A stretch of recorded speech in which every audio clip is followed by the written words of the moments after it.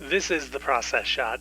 I'm Michael. I'm stuck in a haunted movie theater, and I've seen A Bucket of Blood, a sorta somewhat horror comedy from Roger Corman made back in 1959.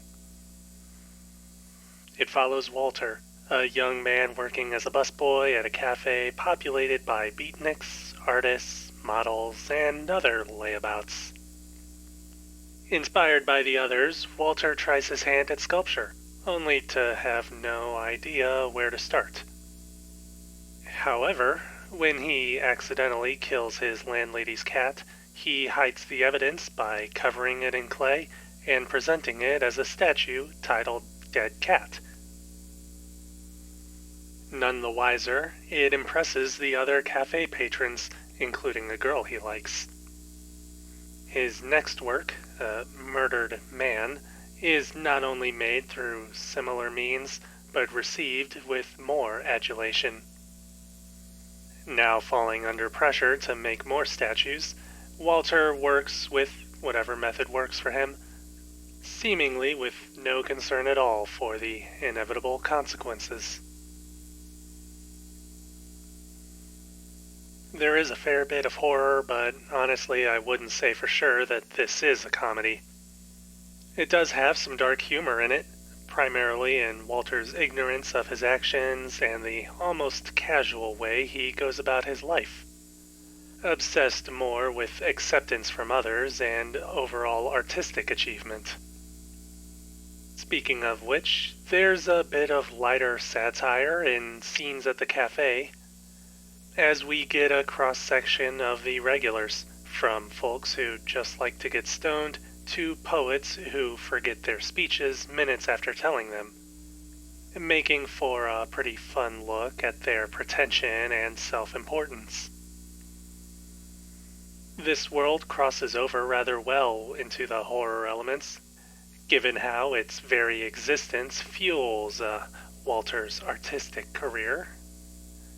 And in turn, his creations bring him further into their shallow social circles. It's a vicious cycle that both parties are blind to, save for the cafe's owner, who is wise to what's going on, but would rather cash in on the attention that Walter's works are receiving. The story is hardly anything deeper than surface level, though. It's far simpler in its writing and execution, foregoing any greater development and sticking to those basic caricatures or archetypes. And the entire plot is streamlined between two major locations almost entirely. It's ultimately a pretty basic story, probably put into production based solely on the concept, although the studio did seem to allow the filmmakers to do whatever they wanted. The story treatment is one thing, but apparently they also wanted to spend as little money as possible on the film because that much shows across the board. Again, there's only 3 or 4 total locations within the movie, all of which are set pieces, save for 1 or 2 actual outdoor shots. Camera work does enough to hide the obvious signs, but cinematography is very limited and shows most scenes at flat angles, only ever getting creative when it needs to hide something, which does work out well in the horror scenes, but feels as if it had to be done because they couldn't afford any convincing effects. Editing also gets put to practical use, telling as much as it can in as little time as possible. Sound design and the stock music is also forgettable, which is to be expected for a B-movie like this. In fact, all of the technical elements are pretty much on par with any other B-movie of its time. That said, there is at least enough here to show that the filmmakers wanted to try and stand out from whatever else might have been in theaters at the time, and perhaps try to attract an audience that might have ignored horror films otherwise. If it had laid in a bit more on the comedy side of things, then I feel like this could have been more of a cult hit nowadays.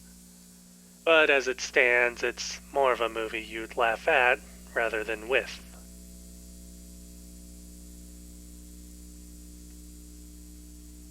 A Bucket of Blood. Roger Corman, 1959.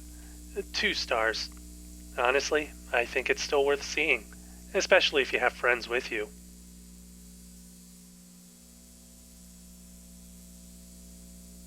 That's it for this review. If you liked it, leave a like.